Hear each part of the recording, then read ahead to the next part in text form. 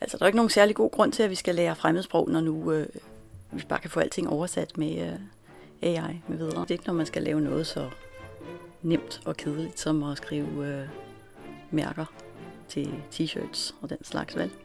For eksempel den her, den er jo lavet af 100% bomuld, og så er den made in Turkey. Det vil sige, på fransk er den fabriqué en Inde. Men så er de må jo lige bestemme sig, altså er den lavet af bomuld, eller er den lavet af kalkun? Fordi Dinde, det betyder altså kalkun. Og det havde jeg jo aldrig gættet, at det var sådan, man skulle fortolke det der made in Turkey. Jeg ville have troet, at den var lavet i Tyrkiet, og ikke i kalkun. Det kan godt være, at den ikke er lavet af kalkun, det er lavet i kalkun. Det vil sige, at man har stoppet den ned i en kalkun.